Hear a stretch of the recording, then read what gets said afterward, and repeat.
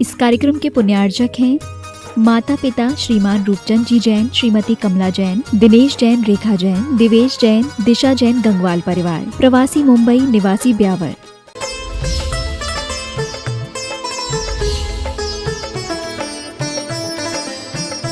सबसे ज़्यादा अन्यथा तो नहीं लोगे आप लोग? बूढ़ी दादी माँ अन्यथा तो नहीं लेगी? नहीं लेगी। आज सबसे ज़्यादा सहनशीलता जो है धर्म करने वाले लोगों की नहीं है। मैं हमेशा एक बच्चे का उदाहरण देता हूँ। एक बालक था, उसने घर में बोले आज अष्टमी है कि चतुर्दशी? बोले आज निश्चित या तो अष्टमी या चतुर्दशी है। बोले क्यों? बोले आज दादी चिढ़ रही है ना, उपास बनता नहीं है और उपास करती है और फिर गुस्सा हम पर उतारती है। ये धारणा बन गई है कि अष्टमी चतुर्दशी को गुस्सा करती है दादी। ये क्यों बन रही भूमिका? ये बन रही है ये 16 ये वो इस प्रकार की आपने धर्म को कठिन बना लिया। नहीं, अरे आप जब यहाँ से जा रहे हैं, भगवान की भक्ति करके जा रहे हैं, प्रवचन सुन के जा रहे हैं, तो आपके जीवन में क्या हुआ? सबसे पहले सहनशीलता आपके जीवन में आना चाहिए। मैं एक माला बोलता हूँ हमेशा। मैं क्या माला बोलता हूँ? जब ध्यान, कल अगर कोई ध्यान में बैठा होगा तो मेरे कुछ मंत्र फिक्स हैं। उसमें एक ये मंत्र है मेरा, मैं सहनशील आत्मा हूँ, मैं सहनशील आत्मा हूँ, मैं सहनशील आत्मा हूँ। जब आप इस मंत्र को करोगे ना तो अपने आप उस परिस्थिति से, उस स्थिति से आपकी मनस्थिति बदल जाएगी और आप उस जो भी आपके सामने समस्या आई है उस समस्या को बहुत अच्छे से आप एक्सेप्ट कर लोगे, स्वीकार कर लोगे। वो ताकत आत्मसात हो जाएगी आपके पास। बस इतना ही बोलना है आपको, मैं सहनशील आत्मा हूँ। मेरा फेवरेट मंत्र है ये। बार बार मैं इसलिए इसको बार बार बोलता हूँ। उसका कारण ये कि मैं बार बार बताता इसलिए हूँ ताकि मैं उसको याद रखूँ अपने जीवन में, ताकि हर परिस्थिति और हर स्थिति में लड़ सकूँ। और दूसरा महामंत्र मेरा क्या है उसको भी बता देता हूँ मैं, जिसको मैं बहुत आइडियल मानता हूँ। हर वस्तु परिस्थिति में क्या बोलता हूँ मैं? कोई सी भी स्थिति आए, कैसी भी स्थिति आए, कहीं भी मन खराब हो रहा है, एक बस 10-12 बार इसको जप लेना, इसमें भी कल्याण है, इसमें भी कल्याण है। कोई भी बीमारी हो, कोई भी पीड़ा हो, किसी ने डांट दिया हो, किसी ने कुछ कर दिया हो, आपको घाटा लग गया हो, कोई परेशानी आ गई हो, कोई भी तकलीफ हो, कोई भी पीड़ा हो, कोई भी कष्ट हो, इस मंत्र को पढ़ लेना।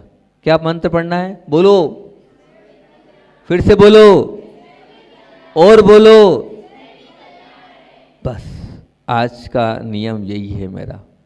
रोज नियम देता हूँ ना, आज का नियम यही है मेरा।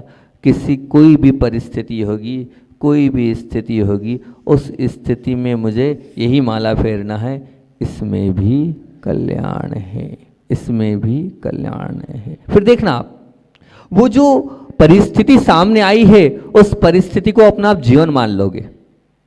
जो परिस्थिति सामने आई है उसको आप स्वीकार कर लोगे और उस स्थिति के साथ आप अपना जीवन जीने के लिए अंदर से एक ताकत आ जाएगी।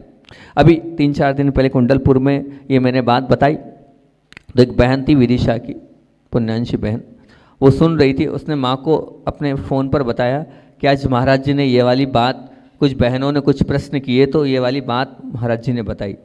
तो 4 दिन बाद उनका रिटर्न फ़ोन आया, बोले गजब का मंत्र है, बोले अब गुस्सा ख़त्म हो गया, अब जो बार बार में चिड़चिड़ापन था वो ख़त्म हो गया, बात में जो अपेक्षाएं थी वो ख़त्म हो गई, हर स्थिति में मन में प्रशंसा आने लगी। बोले जब ऐसा घटता है तो मैं बस ये मान लेती हूँ, क्या मान लेती हूँ? इसमें भी कल्याण है, इसमें भी कल्याण, क्योंकि आपने स्वीकार कर लिया, जो है उसको एक्सेप्ट कर लिया, उसको अपने जीवन का एक अंग बना लिया। जब आपने उसको एक्सेप्ट कर लिया तो निश्चित तौर से वो चीज़ जो आपके जीवन में आई है वो आएगी, आई है, अपने आप वो ढीली होकर चले जाएगी।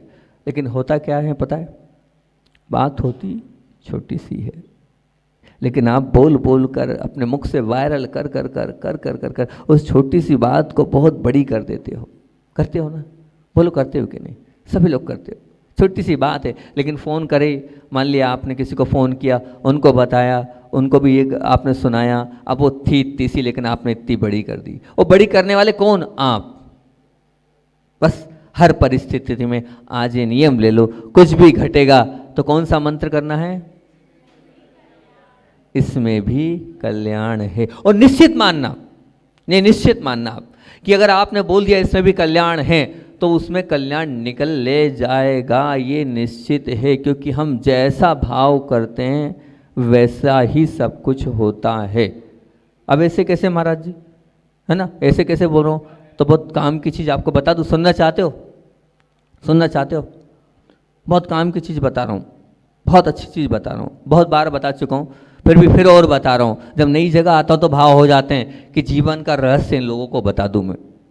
ये जो लोग अशांति में हैं, ये जो लोग डिप्रेशन में हैं, ये जो लोग टेंशन में हैं, ये जो लोग थोड़ी थोड़ी समस्याओं को लेके अपने आप को हताशित महसूस कर रहे हैं, ये लोग बोल रहे हैं मेरे पास कुछ नहीं है, उसका तरीका दे रहा हूँ। अगर ध्यान से सुन लिया, समझ लिया, तो जीवन में शांति अपने आप आ जाएगी, लाना नहीं पड़ेगी।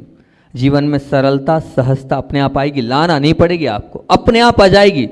पर ध्यान से समझना इस चीज़ को, और ध्यान रखना मैं जो बोल रहा हूँ आगम से बोल रहा हूँ, मैं आगम के बिना कोई बात रखता नहीं हूँ। जो आगम में आई है उस बात को आपके सामने रख रहा हूँ, उसको समझने का प्रयास करना, बिल्कुल समझने का प्रयास करना। थोड़ा कठिन विषय है, थोड़ा सा कठिन है, लेकिन अगर आप मेरी तरफ ध्यान से सुनेंगे तो वो आ जाएगा, वो बिल्कुल आएगा। और अगर वो आपको आ गया, सच कह रहा हूं, आपका जीवन बहुत सुंदर, बहुत अच्छा बन जाएगा। चाबी दे रहा हूं जीवन जीने की, दे रहा हूं चाबी, दे रहा हूं जीवन जीने की, अच्छा जीवन बनाने की आपको चाबी दे रहा हूं। खोलने का आपके पास है वो तरीका, बस आप सुन लो और समझ लो मेरे इस तरीके को जो मैं बता रहा हूं। कर्मकांड आपने नहीं पढ़ा, कोई बात नहीं, लेकिन कर्म कांड की चीज़ आपको बता रहा हूँ।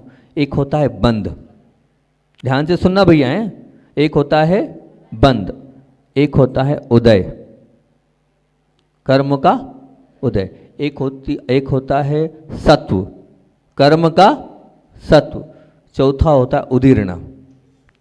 समझा रहा हूँ चारों को, समझना हम कहाँ उलझ जाते हैं। बंद मतलब अभी आपने जो भाव किए उससे कर्मों का क्या होगा, क्या होगा, बंद होगा, ठीक है ना। अब उदय मतलब अभी जो उदय आ रहा है आपको, है ना, उदय आ रहा है आपको कर्म का, आप मनुष्य गति का उदय है आपको, ये कहलाता उदय। ठीक, यहां तक समझ गए आप, बंद उदय समझ गए। सत्व, सत्व क्या है? सत्व मतलब जो पूर्व भव का रखा हुआ है, अनेकों भवों का आपके पास जो है ना, उसको कहते हैं सत्व। क्या कहते हैं उसको?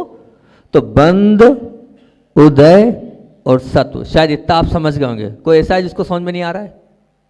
हमने परिणाम किए वो बंद, कर्म का जो अभी उदय आ रहा है वो उदय, सत्व अनेक भवों का जो रखा हुआ है वो सत्व।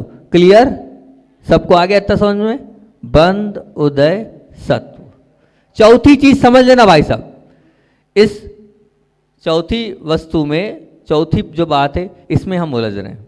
अगर हमने ये समझ लिया तो पूरा जीवन हमारा शांति का हम अनुभव करेंगे। चौथी कौन सी चीज है?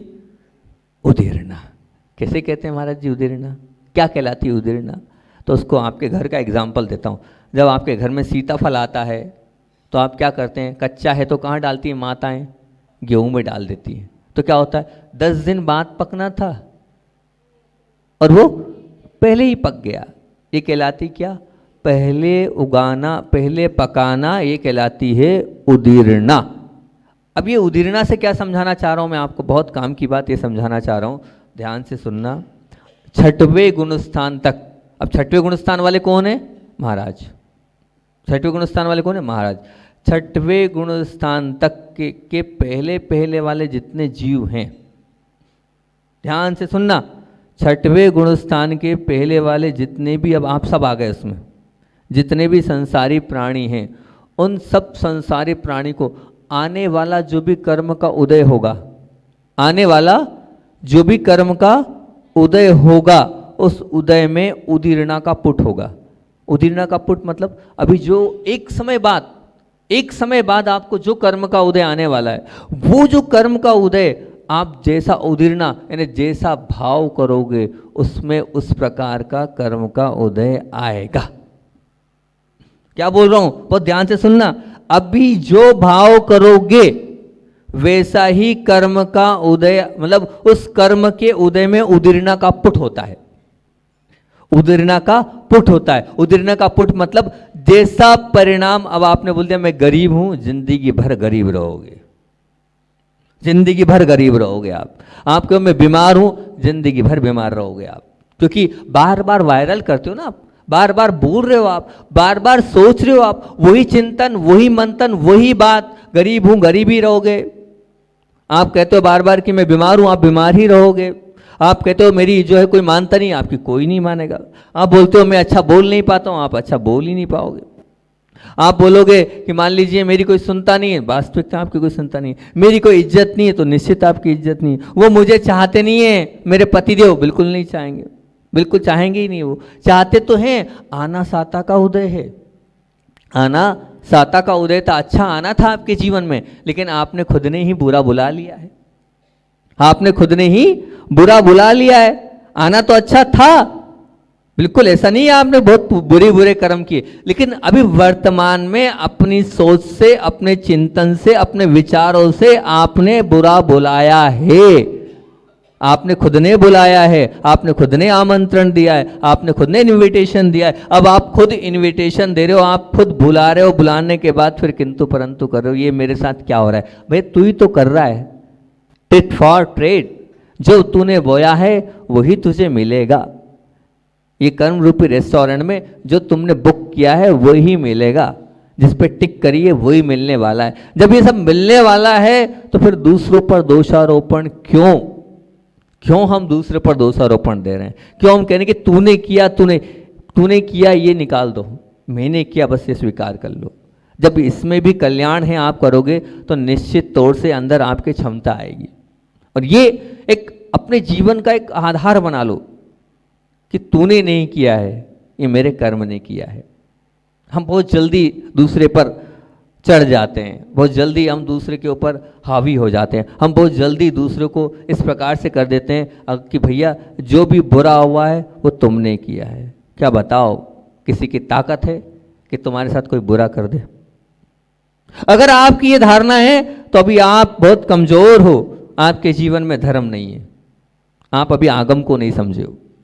कोई किसी का कुछ भी नहीं कर सकता, ये आकाट्य सत्य है। हम स्वीकार नहीं कर रहे हैं, ये हमारी गलती है, बहुत बड़ी गलती है, बहुत ज़्यादा बड़ी गलती है कि हम स्वीकार नहीं कर रहे हैं। इसलिए कोई किसी का कुछ नहीं कर सकता है, ध्यान रखना। हमारा ही हमको मिलना है तो हर क्षण हर पल हमें कौन से मंत्र का जाप करना है? आज का क्या नियम है? इसमें भी कल्याण है। जब आप इसमें भी कल्याण बोलोगे तो उस स्थिति को एक्सेप्ट कर लोगे, उस स्थिति को एक्सेप्ट कर लोगे तो निश्चित तौर से वो जो दुख आया है, वो जो पीड़ा आई है, वो जो कष्ट आया है, उसमें भी कहीं ना कहीं से कोई ना कोई अच्छाई निकल के आ जाएगी और वो आपको प्रशस्त करेगी। और ध्यान रखना, मान लीजिए दर्द दर्द की जगह है, पीड़ा पीड़ा की जगह है, आपका क्या बार बार बोलने से वो दर्द खत्म हो जाएगा? बोलो, वो पीड़ा समाप्त हो जाएगी? नहीं, बिल्कुल नहीं होगी, उल्टा और बढ़ती चली जाएगी। अरे बच्चे लोग आए नहीं तो जो मेरा शुरुआत कर्म कैसे करे में होती है, अभी हाल रूबरू नहीं हुए, कल रात को भी नहीं हो पाए। जब अलग से मैं देता हूँ तो मेरी स्टाइल पढ़ाने की ऐसी हैगी। आहार के बाद भी जब बच्चे वगैरह बैठते हैं तो मेरी शुरुआत, सबसे पहला प्रश्न मैं शुरुआत कहाँ से करता हूँ पता है? मैं शुरुआत करता हूँ कि दुख प्राप्ति के उपाय क्या हैं। मेरी शुरुआत कहाँ से होती है? दुख प्राप्ति के उपाय क्या हैं? सुनना ध्यान से, मैं शुरुआत करता हूँ कि दुख प्राप्ति के उपाय। तो दुख प्राप्ति के उपाय में सूत्र अगर हम कहें, आचार्य भगवंत उमा स्वामी महामुनिराज से पूछा गया कि दुख प्राप्ति के उपाय बताओ। जब तक आप दुख प्राप्ति के उपाय नहीं समझोगे तब तक दुख से नहीं बच सकते। क्या कारण है जिनसे दुख मिलता है? दुख चाहते हो आप? यहाँ बेटा कोई दुख चाहता है? बोलो भैया पीछे से हाँ ना में तो जवाब दो। चाहते हो दुख? नहीं चाहते? पक्का पीछे वाले दुख चाहते हो क्या? नहीं, दुख कोई भी नहीं चाह रहा है, बहुत अच्छी बात है। अब दुख नहीं चाहते हो तो दुख मिलता किससे, ये पूछो ना अपने आप से कि दुख मिलता किससे। तो ध्यान रखना, आज दुख प्राप्ति के ये उपाय आपको बता रहा हूँ, रट लेना है आपको। क्या करना है? रट लेना है। ये आपको 6 उपाय है दुख प्राप्ति के। और ये ध्यान रखना, मैं अपने मन से कुछ नहीं बता रहा हूँ, आचार्य उमा स्वामी ने बताए, वो आपके बीच में रख रहा हूँ। उन्होंने दुख प्राप्ति के 6 उपाय बताए। उन्होंने कहा है भैया ये 6 उपाय, इनसे बच जाओ तो जो है वो दुख आपके जीवन में नहीं आएगा। फिर सुख के भी उपाय बता दूंगा मैं आपको कि सुख कैसे मिलता है। तो दुख के उपाय उन्होंने क्या कहा कि असाता वेदनी किसको कहते हैं? दुख। असाता वेदनी मतलब क्या? दुख। अब असाता वेदनी के 6 कारण, दुख शोक ताप आकंदन वत परिवेदन नान्यात प्रवस्थान। क्या बोलते अच्छे उपाय, संस्कृत का सूत्र है, हिंदी कर देता हूं। सबसे पहला दुख, पहला दुख, दूसरा शोक, तीसरा ताप, चौथा आक्रंदन, पांचवा परिवेदन, है ना। दुख शोक ताप आक्रंदन और परिवेदन, ये कुल मिलाकर हो गए। अब समझना है इसको, बहुत ध्यान से समझना क्या बोलना चाह रहा हूं। हालांकि मैं आपको बहुत कठिन चीज परोस रहा हूं प्रवचन में, लेकिन जरूरी है, लेकिन बहुत जरूरी है, इसलिए परोस रहा हूं मैं। मेरा विषय कुछ और था लेकिन कहीं और पहुंच गया मैं। दुख, दुख का मतलब क्या, जो आपको मान लो सर दर्द हो गया, मान लीजिए घुटना दर्द हो गया, मान लीजिए आपकी पीठ में दर्द हो गया, उस दुख को आप बार बार वायरल कर रहे हैं, बार बार कह रहे हैं, बार बार कह रहे हैं, तो क्या हो रहा है, वो दुख को बार बार बताने से दुख बढ़ेगा। क्या बोल रहे हैं कि दुख को बार बार बताने से दुख बढ़ेगा, कम नहीं होने वाला ये दुख। जितना आप दुख को बोलोगे दुख बढ़ेगा। मैं नहीं बोल रहा हूं, आचार्य उमा स्वामी बोल रहे हैं। मतलब क्या, दुख को कहने से दुख बढ़ता है, यही सूत्र में आपको पढ़ा रहा हूं। शोक, शोक मतलब क्या, शोक किसको कहते हैं, टेंशन। जितना टेंशन आप करोगे उस टेंशन से और टेंशन बढ़ता चला जाएगा, कम नहीं होने वाला। ये लिख लो आप, क्यों टेंशन कर रहे हो आप, टेंशन, टेंशन पाल रखे हो आप, 10 पुत्रों को आपने पाल रखा है, इसलिए। दूसरा क्या है, शोक। ताप, ताप का मतलब क्या होता है, मेरी बदनामी हो रही है, मैं ऐसा हूं नहीं, फिर भी मुझे ऐसा कहा जा रहा है, मैंने तो कुछ किया ही नहीं है, बार बार अपनी बदनामी का डर, मैं वैसा नहीं हूं, मुझे वैसा बोला जा रहा है, ये कहलाता है ताप, इसको कहते हैं ताप, ताप। आक्रंदन, आक्रंदन मतलब छोटी सी बात में रो देना। जहाँ आप हल्की फुल्की बात हुई वहाँ आप रो दिए, रो दिए तो फिर क्या है, ये रोना क्या कहलाएगा, ये रोना कहलाना, ये ध्यान रखना, ये रोना जो है छोटी छोटी बात को लेकर उल्टा दुख बढ़ेगा, दुख कम नहीं होने वाला है, उल्टा बढ़ता चला जाएगा, बढ़ता चला जाएगा। दुख, दूसरा शोक, तीसरा ताप, चौथा आक्रंदन, पांचवा वध। महाराज जी जैन हैं हम, कैसी बात कर दी, वध की बात करते हो आप, हम तो करते नहीं। प्रत्येक व्यक्ति यहाँ बैठा हुआ वध करता है, कोई भी नहीं है, क्योंकि परिभाषा क्या दी उन्होंने, मन वचन और काय से पीड़ा पहुंचाने को वध कहा है। अब बताओ, मन में बुरा सोच रहे हो ना आप दूसरे का, मारा या नहीं मारा, मारने के भाव तो कर लिए, वचन से ऐसे शब्द बोल दिए कि सामने वाला अब आपसे बात ही नहीं करना चाहता है, ये तो वध इसको कहते हैं। काय से मारना तो मारना है, लेकिन मन और वचन से भी अगर आप किसी का बुरा सोच रहे हो, बुरा बोल रहे हो, वो भी वध है, असाता वेदनी बंध का कारण है, दुख प्राप्ति का उपाय है, निश्चित मान के चलना, वध। और छठवा कौन सा है, छठवा है परिवेदन। क्या कहलाता है परिवेदन, सबके घर में होता है, ये सबके घर में होता है। परिवेदन मतलब ऐसा रोना कि सामने वाला भी परिवेदन रोने लग जाए।